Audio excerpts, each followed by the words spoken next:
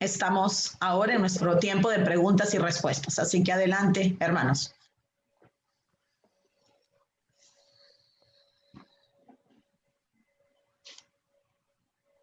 ¿Sí? Ok, Alfredo, puedes abrir tu micrófono. ¿Ahí me escuchan? Sí, perfectamente. Sí, gracias hermano por esta historia, muy buena historia que nos has contado. Hay una parte que me llamó mucho la atención y porque es importante para mí y que se refiere a mi iglesia. Usted había hablado del avivamiento que el Señor puede hacer en cualquier momento y cualquiera sea la circunstancia. Hay palabras que el Señor había dejado en su palabra diciendo que el amor de muchos se enfriará y que cuando más nos acercamos al arrebatamiento es como si esto sucediera así espontáneamente y que aún entre los hijos de Dios o entre los regenerados suceden eso de que se enfríe el amor de ellos. Ahora, mi pregunta es, entonces, ¿sería capaz yo, si oro para que haya un avivamiento en mi iglesia, se podía llevar a cabo entonces teniendo en cuenta que el Señor puede usar cualquier circunstancia, aún quedando poco tiempo? Sí, bueno, usted mismo creo que ha dado la pregunta porque el avivamiento es de parte del Señor. Nosotros no solamente podemos, sino debemos orar siempre por avivamientos. Ahora, si esto llega o no llega, eso no está en nuestras manos. Es algo que Dios puede hacer realmente cuando Él quiera y en las circunstancias que Él quiera hacerlo. Eso no depende de nosotros. No, lo que a nosotros nos corresponde es predicar y orar. Esto es nuestra parte. Ahora, el Señor lo hará en su momento. ¿Por qué? Bueno, porque nosotros no somos capaces de organizar un avivamiento. No es posible. Y ni siquiera podemos decir, mira, yo voy a orar y voy a ayunar y orar y habrá un avivamiento. Eso es muy atrevido. Puede que sí o puede que no. Que esto es la voluntad de Dios, sí, pero es Él quien decide dónde y en qué circunstancias se llevará a cabo. Entonces, yo creo que allí está el gran error de muchos hermanos, incluso bien pensados, que piensan que hay que ayudarle a Dios y llevarlo a cabo. No. El avivamiento es algo que viene de parte del Señor, siempre, siempre. Por eso nosotros no nos preocupamos a ver cómo lo digo, de conseguir conversiones. No, nuestra preocupación es predicar la palabra lo más exacto posible. El resto el Señor lo hace como Él quiera, pero esto depende de Él, no de nosotros. ¿Ok? Gracias, hermano. Bueno, muy claro la contestación. Nomás quisiera decir algo ahí con lo que dice el hermano. Es de gran ánimo para nosotros saber que el Señor no deja el resultado en nuestras manos. Y es de gran prueba para nosotros saber que Él nos está pidiendo que lo hagamos a pesar de cómo luzcan las cosas. O sea, nosotros, por ejemplo, como instituto, hemos venido pidiéndole al Señor un avivamiento por años de años, y yo cada vez que encuentro una persona más que quiere unirse para estudiar y que está animado, yo digo, Señor, aquí está el avivamiento que tanto te hemos pedido. Así que yo le doy gracias a Dios por el pastor Uther, a quien Dios fue preparando todo este tiempo para que nosotros, cuando llegáramos los interesados, pudiéramos tener este cuidado. Así que yo creo que podemos disfrutar de que aquí mismo estamos viendo un avivamiento por parte del Señor, y que sigamos orando para que se extienda, y en todo lo que nosotros podamos servir al Señor para con ustedes, estamos aquí para servirles. Bueno, ¿cualquier otra pregunta?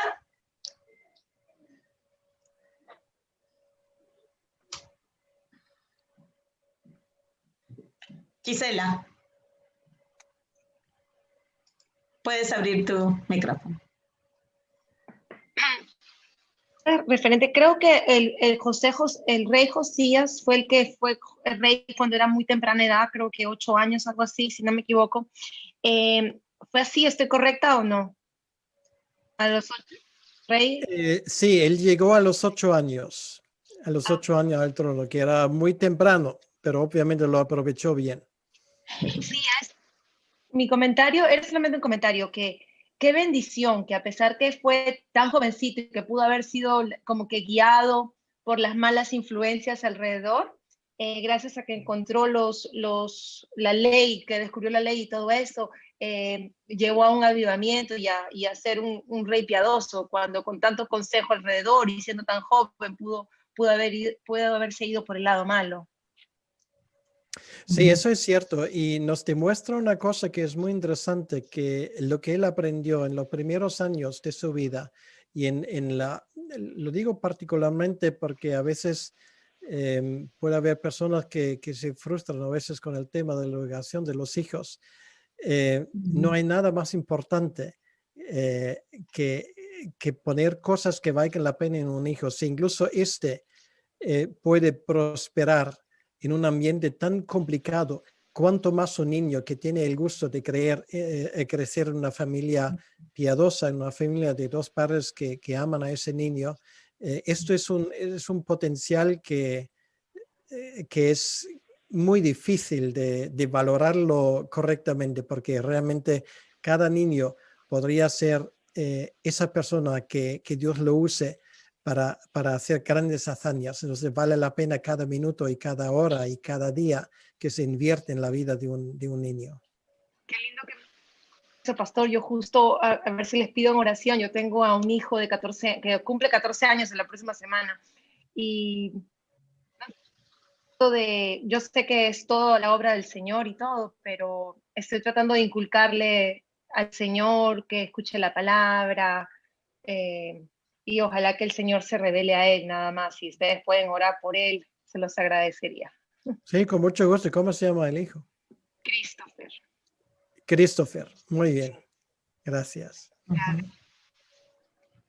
Gracias, Gise. Matías, ¿puedes abrir tu micrófono? Ok. ¿Se me escucha? Sí, perfectamente. Ok. La verdad, esto que aprendí hoy es muy, muy, muy impresionante. La verdad, gracias por tomarse un tiempo por explicarnos esto. Y mi pregunta es, en base a la ley, quiero saber si los reyes que estuvimos viendo tenían acceso a la ley, pero si ellos también podían, a través de su decisión, dársela al pueblo, digamos, enseñárselas, que ellos tengan la posibilidad de aprender, como vimos que hubo un rey que puso, digamos, instituciones para que ellos aprendan de la palabra de Dios. Pero, digamos, ¿todos los reyes tenían esa posibilidad? Bien, bueno, empezamos al inicio porque el libro de Deuteronomio nos dice que un rey, tal y como Dios lo había previsto, y así el libro de Deuteronomio lo estipula, tenía la obligación de copiar la ley con su propia mano, o sea, no solamente estudiarlo, sino Dios quería que el rey lo escuchase y además pues lo escribiese con su propio puño y su propia mano. Entonces, obviamente los reyes sí podían leer, podían escribir, y como hemos visto, había reyes que lo tomaron en serio y otros que no. Acabamos de hablar con uno que hasta mandaba a los príncipes para enseñar al pueblo, y esto hubiese sido realmente lo deseable. Deberían haberlo hecho de esa manera, y solamente, bueno, de un rey se dice explícitamente. Podríamos también incluir seguramente los reyes Josías y también el rey Ezequías en esto, pero esto era la intención de Dios. Sí, en vez de destruirlo como lo hizo el rey malvado que quemó el rollo de Jeremías, en vez de destruirlo deberían haberlo enseñado, y hubiesen estado en condiciones de hacerlo perfectamente, porque tenían la mejor educación de todos los hijos en Judá. Muchas gracias. De nada. Excelente pregunta, Matías. Vemos cómo Dios pone, digamos, la ley en la mano de las personas responsables, pero para pasarlo. Y eso, Pastor Uther, quiero nomás decirle que usted vino a confirmar algo que recién hablamos ayer con algunos muchachos acerca de que estamos enseñando para que las personas luego enseñen. No solo estamos enseñando para que las personas se queden. Por eso es tan importante en el Instituto Bíblico para la Mujer o el Instituto Bíblico Online, que estemos estudiando de una forma cronológica, una forma metódica, de tal manera que uno, así como usted lo viene a contar hoy día con tanta facilidad, pues eso es porque así lo ha aprendido. O sea, esto lleva años de aprenderlo de esta manera, pero todas debemos al menos, digamos, ok, no todas alcanzaremos el nivel de estudio de algunas personas, pero Dios no nos está pidiendo eso, simplemente nos está pidiendo que nosotros conozcamos la historia del Salvador, para que compartiendo el Evangelio seamos personas que estamos preparadas y no estamos controlando si alguien va a venir al Señor o no va a venir al Señor, lo cual nosotros no podemos controlar, pero sí tenemos la responsabilidad de pasarlo en una forma coherente, en una forma convencidos. ¿Realmente estamos convencidos? ¿Realmente estamos preparados para compartir el Evangelio en este mundo que está lleno de información, repleto de teorías que no tienen nada que ver con la Biblia? Entonces, bueno, confirma con esos versículos que nos hizo leer acerca de enseñar para enseñar, enseñar para enseñar. Yo sé que los que están aquí, Red Juveniles, saben perfectamente a qué nos referimos. Así que bueno, a ver, ¿cualquier otra persona? No veo manitos, a ver si alguien me dice alguna manito por ahí. Inés Franco quiere hablar, Gaby. Ok, a ver, voy para allá. A dar permiso. Ay, no la encuentro.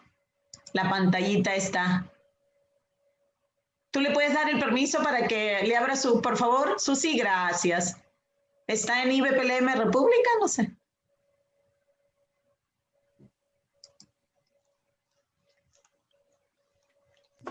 Inés, activa tu micrófono, Inés, ya puedes. Ok, bendiciones para todos. Pastor Ute, bendición para usted y gracias porque, mire, cada vez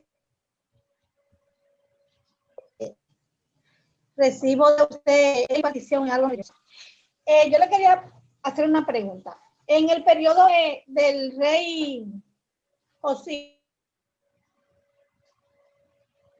Oh. Creo que se ha cortado la conexión. Sí, ella no tiene muy buena conexión. Ok. Vamos a movernos entonces. Y Inés, no le escuchamos. Sí, yo no sé si cabe la posibilidad. Me estoy moviendo para poder tomar mal internet. A ver. Yo le hago la pregunta que en el periodo del rey Josías, él gozó de una paz militar, pero él tomó una decisión, para que usted me hable un poco de eso, nada sabia, donde tuvo una marcha. Sí. Quería que me hablara un poquito de eso. Sí. Bueno, infelizmente, los reyes de Judá, como muchos políticos hoy en día también, pues confían bastante más en sus armas que en la sabiduría que Dios da. Entonces, uno de los problemas que tenemos es que Dios originalmente dio a los reyes de Israel esa promesa de que si ellos pusieran a Dios como el primero y le obedecieran, pues él cuidaría de la seguridad del pueblo. Cosa que infelizmente pues casi ninguno lo hizo, sino también confiaron más en los caballos, a veces se dice, y en sus propias armas que en el Señor. Y esto es el problema que tenemos en muchos lugares. Realmente deberían haber hecho, siendo rey, de la obediencia al Señor, la prioridad, pero muchos infelizmente mal usaron su posición para construir un reino, para fortalecer ciudades, para comprar más caballos, que era un arma muy importante en aquel entonces. Entonces, claro, se hicieron famosos, pero esto realmente no es lo que el Señor consideraba como una de las prioridades de un rey en Israel. Ahí está el problema. No sé si esto responde exactamente a la pregunta porque no llegó muy bien, pero espero que ayude un poco. Me Bueno, alegro. gracias. A ver, ¿algún otro participante? Gracias a cada persona que nos está haciendo preguntas para poder disfrutar de... Si alguien quiere nomás levantar la mano. A ver, Gisela, ¿otra pregunta? Dale.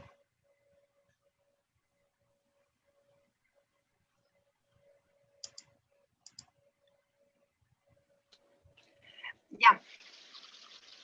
En el caso de David, cuando tenía muchos hijos, él dijo que él quería que Salomón fuera el rey, pero cuando un rey tenía muchos hijos, ¿cómo se sabía cuál iba a ser o el que estaba siguiendo para el trono? Bien, pues normalmente la ley de herencia en Israel era de tal manera porque normalmente sería el hijo primogénito, pero no siempre se hizo de esa manera. Y en el caso de los reyes, pues particularmente la decisión de quién iba a ser el seguidor, pues muchas veces se tomó por revelación profética. En el caso de que los reyes realmente escuchaban a los profetas. Pero por regla general, podemos decir que la primogenitura sería aquello que iba también a heredar el reino. Esto por implicación. ¿Vale? Pero no siempre fue así, como hemos visto. Y esto muchas veces, bueno, depende a varias circunstancias. Esto era, digamos, el primogénito sería el heredero en una situación idónea, ¿no? Pero vemos que, por ejemplo, Judá no era el primogénito de los hijos de Jacob. Bueno, tampoco era rey, pero en ese caso la línea mesiánica no iba por el primogénito, sino iba por Judá, que no lo era. Y en ese sentido, pues vemos en varios momentos que no siempre es el primogénito. Sí. Pastor, esa pregunta de Gisela también como nos sirve a nosotros cuando también vemos el caso del patriarca, digamos, Jacob, como cuando no siempre es el primogénito, pero también Dios a su vez nos va enseñando acerca de la doctrina de la elección que apunta tanto a su soberanía. Entonces, es bonito ir viendo este mismo patrón que, como dice usted, sería ideal que sea el primogénito, pero no siempre es el primogénito y ahí Dios interviene y va también eligiendo y mostrándonos que la historia es suya y que Él la está escribiendo, ¿verdad? Sí, así es, exactamente. Gracias, pastor. A ver, ¿alguien más? ¿Se animan o si no, ya entonces nos despedimos hasta la próxima vez? Ustedes dirán. A ver, Matías, dale, aprovecha. Quiero aprovechar el conocimiento de nuestro hermano y quiero hacerle una pregunta porque, bueno, hay algo que a mí me encanta, digamos, que es la arquitectura, las construcciones y eso, y es algo que futuramente tengo un deseo de estudiar, si Dios permite. Y acá estoy viendo mucho en las notas que puse que la mayoría de los reyes buscaba un crecimiento arquitectónico, digamos. Yo tenía la pregunta de, en este tiempo, ¿cómo, bueno, si sabe, cómo era el estudio de esto, cómo era el realizar este crecimiento, digamos, en la arquitectura? Bien, bueno, yo no soy arquitecto, pero lo que le puedo asegurar es que el conocimiento arquitectónico en aquel entonces, estamos hablando de una época que engloba prácticamente la parte temprana del primer milenio antes de Cristo, en aquella zona fue tremendamente desarrollada. Por ejemplo, si tomamos el primer templo en aquel entonces era uno de los edificios, bueno, por altura y por la forma como fue construido, más emblemáticos del mundo conocido en aquel entonces. Realmente tenemos que imaginarnos que estamos hablando de culturas, por ejemplo, los israelitas, ¿de dónde lo saben? ¿No? Entonces, hay un intercambio de la cultura. Por ejemplo, en Israel había gente de Fenicia, había gente de Egipto.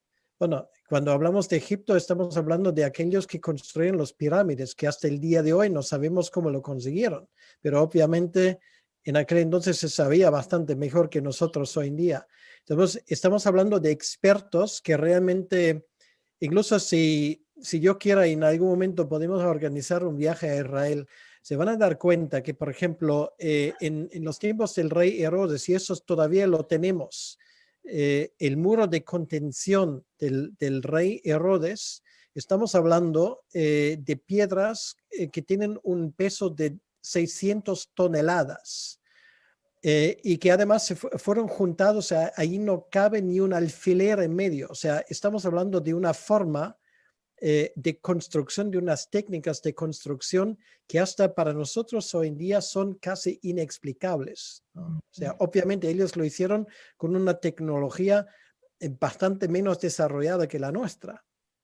Y hay, bueno, yo no soy un experto, pero yo he escuchado gente que está en la construcción que dicen hasta con los conocimientos que tenemos hoy en día, poner o construir una pirámide como la pirámide de Gizeh, por ejemplo, no sería incluso ahora al inicio del siglo XXI prácticamente imposible, porque no sabemos cómo. Así que le animo en esto. Si va a ser arquitecto, uno puede glorificar a Dios a través de lo que se construye. Pues cada persona que vive en una casa que usted construye bien y planifica bien, se lo va a agradecer eternamente.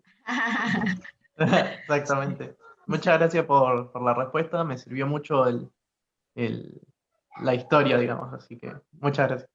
Un placer. Gracias Matías. Noemí, no sé si tienes una pregunta. Dale, gracias. Ya está abierto tu micrófono. Ok. Veo cuando el pastor habla como todos los reyes empezaban bien, queriendo en la voluntad de Dios, y cómo al trayecto maybe de los años, porque están en comunicación o tienen una amistad con los otros reyes, cómo vienen y se olvidan y hacen lo mismo que esos reyes impíos están haciendo. Empiezan tan bien y están en la voluntad de Dios, quieren hacer la voluntad de Dios, están dirigidos y están haciendo, pero viene un momento dado que ellos se viran, como que hay algo en ellos que los hace ponerse a contra de Dios. Y no solamente a los reyes, porque hay algunas cosas cuando tú lees en la Biblia y dice y el pueblo de Dios pecó y sirvió a dioses ajenos y todo eso. Entonces yo vengo y me miro yo y yo digo, ¿cómo yo, tras que estoy en este camino de las cosas de Dios, yo tengo que saber con quién yo me ajunto, qué hago, qué veo? Que no es solamente decir, sí, leo la palabra, es saber a mi alrededor. Yo sé que yo estoy para decirle a otras personas de las cosas de Dios, pero a la misma vez yo tengo que tener cuidado en este camino. O sea, Dios me cuida, Dios me protege, porque es todo Dios, pero algunas veces uno tiene que ser un poquito inteligente y saber decir, yo no puedo ir allí. Yo no puedo juntarme con esa persona o le puedo hablar, pero no es como tener una amistad que me haga echar para atrás en las cosas de Dios o leyendo la palabra porque tengo que ir allá donde ella, donde sea. O puede ser una simplicidad, pero esa simplicidad se puede tornar algo y uno se ve. Por eso uno tiene que tener en cuenta. ¿Qué hago, Señor? Dirígeme en este día. Cuando uno ora por la mañana, ayúdanos. Y algunas veces eso a mí me da como temor, pero un temor bueno en el sentido que yo tengo que pensar y decir, le pasaron a ellos que era el pueblo de Dios, yo soy de Dios, pero yo tengo que mantenerme, enfocarme en las cosas de Dios. Y cualquier cosa que en mi de estos diarios, camino diario con Dios, y cuando oro, que Él me dirija, porque todos estos eran reyes, eran usados de Dios grandemente, y al final, ¿qué le pasó? Y eso me hace a mí, yo pensar en mi camino con Dios. ¿Qué nos puede aconsejar, pastor? Bien, efectivamente su observación es correcta y yo siempre recomiendo cuando escoges tus amigos, escoge gente que te anima y que te adelanta y no aquellos que te tiran para abajo. Esto es un consejo que se da sencillamente, pero a veces nos cuesta aplicarlo en la práctica. Pero eso es cierto. A veces son pequeñeces que nos empiezan a desviar del camino del Señor y hacemos bien en comprobarnos regularmente cómo andamos con el Señor. Y a veces es bueno si uno tiene personas en las cuales puede confiar a tu alrededor, preguntarles cómo me ves espiritualmente. Es una buena pregunta, es un buen ejercicio de hacer eso de vez en cuando, ¿no? Porque otros tal vez o a veces se percatan más rápido que nosotros mismos cuando hay cosas en nuestra vida que no están bien. Gracias. Gracias. Pastor, me alegro que usted nos anime con esto en una forma práctica porque hoy por hoy no se usa mucho, al menos en Estados Unidos donde nosotros vivimos, no se usa mucho casi lo que se conoce como un rendimiento de cuentas, ¿no? La gente casi se esconde tras no me juzgues, ¿quién eres tú para juzgarme? Solo Dios puede juzgar y en el fondo... Si usted nos corrige, estamos haciéndonos un daño particularmente a nosotros mismos, porque normalmente estamos diciendo a la gente que no nos juzgue, porque ya sabemos que algo no está bien. Entonces, ¿cómo hacemos para buscar esas relaciones donde hay honestidad y donde realmente hay un amor que nos hable la verdad? Nosotros quisiéramos que usted de verdad nos anime, nos lleve por ese camino y que usted mismo nos vaya corrigiendo cuando nos ve descarrilados. Sí, bueno, precisamente en uno de los libros de Rey Salomón, pues él habla de que más fieles son las heridas de un amigo que los halagos de un enemigo. Entonces, si tienes buenos amigos, pues son personas que también tienen el derecho de decirte cosas que no te van a gustar. Por eso son amigos, ¿vale? Porque gente a los cuales no les importamos no van a hacer esto. Y ellos lo hacen con el fin de ayudarnos. Entonces, si encuentras un amigo, una amiga, si eres mujer, así, pues puedes dar gracias a Dios, ¿no? Porque es algo muy importante. Y eso de rendir cuentas, es precisamente cuando eres rey, que no tiene nadie encima, por lo menos a nivel humano. Y esto es lo malo de los reyes. Incluso hasta el día de hoy, los que mandan raras veces se rodean de personas críticas. Solamente son aquellos que dicen sí, amén. Y así viven más fácil. Y al final, pues empiezan a vivir en una burbuja. Y eso le puede pasar perfectamente en el mundo cristiano. Si solamente te rodeas con personas que te dicen sí, amén, pues poco vas a avanzar.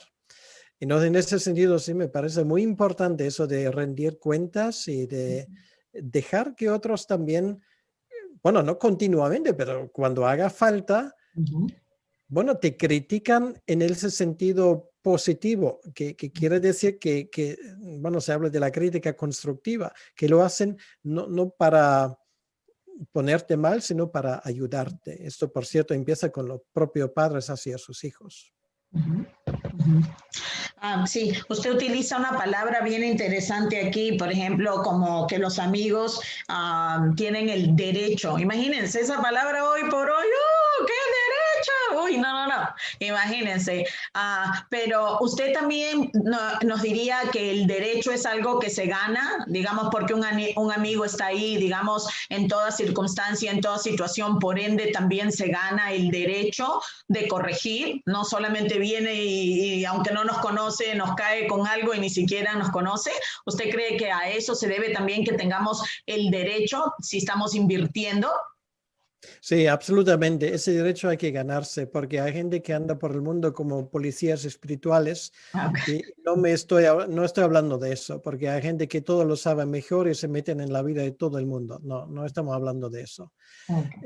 Estamos hablando de personas que sí que se ganan el derecho de hablar a tu vida porque tú les concedes ese derecho. Y ese derecho no es algo que viene por imposición, sino es algo que es voluntario. Y esto es muy importante, que la persona que te hable sabe además que te puede criticar y esto no va a ser el final de la amistad. Y tú sabes que si esa persona me dice algo que no me gusta, no es porque me quiere dañar, sino porque esa persona realmente tiene en mente que yo avance, que yo prospere. Bueno, imagínense, hermanos, aquí tenemos algo, entonces, algo bien lindo y bueno, le agradecemos a Dios por esta plataforma, porque sabemos que desde el pastor hasta los hermanos que estamos sirviendo en el instituto, realmente deseamos que Dios nos lleve en este camino. Que seamos conformados a la imagen de Cristo Jesús a través de la sana doctrina y que realmente haya fruto y que nos amemos de tal manera que otros sepan que realmente somos sus discípulos. Así que bueno, ese es nuestro corazón. Cuando nos equivocamos, pues no, eso no se hace a propósito, así que téngannos paciencia en lo que se pueda y bueno, mutuamente ayudémonos a seguir adelante, esperando ese avivamiento, viendo ese avivamiento, ¿verdad, Alfredo? Ok, bueno, yo creo que con eso ya nos podemos despedir. Si alguien tiene algún último comentario, nos queda un poquito de tiempo y si no, ya nos quedamos hasta la próxima, hasta el próximo sábado que tenemos la conferencia histórica con la vida de Martín Lutero, comentarios que el pastor nos va a enseñar. ¿Algún otro comentario? Sí, Alfredo, dale.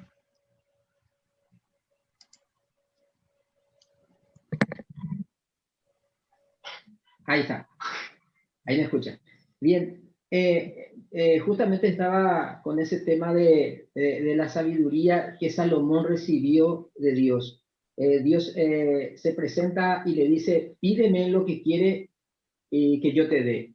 Ahora, él le pidió justamente para que él tenga esa inteligencia. Mi primera pregunta es, ¿esa inteligencia era terrenal o era celestial? Por el tema de que en la palabra de Dios dice que todo aquel que no tiene inteligencia y sabiduría, que lo pida a Dios, el cual da abundantemente a todos los que le pidan. En el caso de Salomón, cuando él le pide, Dios se lo da, pero resulta que él después, más adelante,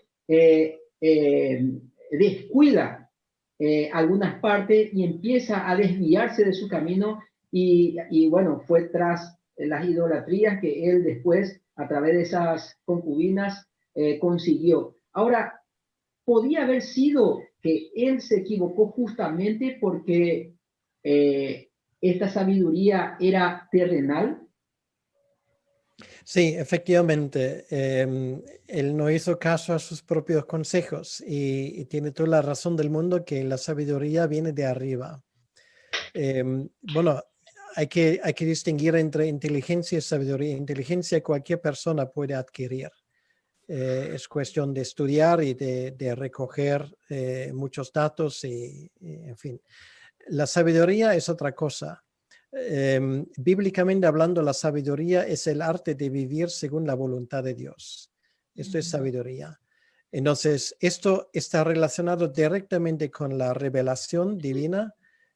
No hay sabiduría aparte de lo que dice la palabra de Dios. Toda la sabiduría, bueno, hay gente sabia en el mundo que te puede dar consejos sabios, pero si te dan un consejo sabio, entonces es sabio porque precisamente se asemeja a lo que la Biblia dice. Ellos a veces lo dicen sin darse cuenta de dónde viene. Voy a poner un ejemplo. Es muy conocido Confucio, un sabio chino. Bueno, no todo lo que dijo Confucio realmente yo lo recomendaría, pero hay muchas cosas que son muy recomendables y curiosamente son cosas que se asemejan bastante a lo que está, por ejemplo, en el libro de los Proverbios. Ahora, Confucio no sabía esto, pero esto responde a la pregunta, porque lo que es sabio originalmente viene de arriba. Bueno, Dios puede regalarlo a otras personas también para que lo den, pero siempre viene de arriba, porque lo terrenal, y Santiago precisamente en ese contexto habla de esto es humano, esto viene de abajo, es la forma como el mundo se comporta, la ley del más fuerte. Yo siempre tengo la razón y tú no sabes nada. Y todo lo quiero para mí, ese tipo de egoísmo es como el mundo funciona, pero esto no tiene nada que ver con sabiduría. Gracias, hermano. Qué lindo lo que nos llevamos, que la sabiduría es el arte de vivir y aplicar la voluntad del Señor, ¿verdad? Conocimiento podemos tener en cantidades, pero en cuanto no podemos aplicar y no podemos vivir sujetas a la voluntad de Dios, pues entonces no tenemos nada de sabiduría, solamente conocimiento, y eso envanece y es peligroso inclusive. Así que hagamos lo posible buscando la gracia del Señor para aplicar los poquitos que sabemos, y así, si el Señor que no nos aumente conocimiento, si es que no, lo vamos a poder implementar y practicar en nuestras vidas, ¿verdad? Entonces, bueno, yo creo que con eso ya llegamos al final de nuestro tiempo. Muchísimas gracias, Pastor, por su tiempo, por su compromiso, por su disposición y disponibilidad para con nosotros. Valoramos muchísimo y esperamos de todo corazón poder hacer realmente ese viaje para Israel. Tenemos planificado un viaje para Israel en el 2022, ya que el 2021 está demasiado cerca, demasiado incierto. Así que le estamos pidiendo al Señor que nos permita reunirnos con el pastor Uther en un viaje a Israel. Sabemos que no es algo que todo el mundo de pronto podrá hacer, pero si Dios quiere, Él hará el camino donde no hay camino. ¿Ok? Así que gracias, pastor, por todo eso. Y bueno, si alguno de los caballeros pudiera orar por nosotros para cerrar, se lo agradeceríamos inmensamente. Te damos gracias, Padre Celestial, nuevamente porque tú nos has reunido a unos cuantos de tus hijos para estudiar tu palabra, para estar más cerca de ti, para que podamos comprender más tu palabra. Gracias porque tú has aquietado nuestra mente, nuestros corazones, para que podamos hacerlo. Ahora, Padre Celestial, ya tenemos el conocimiento y nos queda, Padre Celestial, obedecer prontamente. Y te pedimos para que tu Espíritu Santo pueda obrar en nosotros y de esa manera llevar a cabo, Padre Celestial, esto que hemos aprendido en el día de hoy. Te agradecemos por la vida de nuestro hermano José Uther, que nos está enseñando, Padre Celestial, un poco más de tu palabra. Y hemos aprendido en el día de hoy. Te lo pedimos esto en el nombre de tu Hijo Jesucristo. Amén. Amén. Amén, gracias. Bueno, a todos los que nos han estado acompañando aquí en la conferencia, solamente les queremos recordar que el próximo sábado también tenemos una conferencia gratuita en cuanto a lo que es Martín Lutero. Quedan todos invitados. Y también quería recordarles a aquellos que son estudiantes de DEN a Belén, del curso de DEN a Belén, que nos vamos a retirar por solamente un minuto. Todos, voy a cerrar la sala y de ahí regresamos para unos como 15 minutos con el pastor José para que nos anime a continuar y que no nos vayamos a distraer por estas conferencias de nuestro curso de DEN a Belén. Ok, así que todos vamos a salir de la sala. Muchas gracias y regresamos solamente los que somos estudiantes de DEN a Belén. ¿Sí, pastor? Gracias.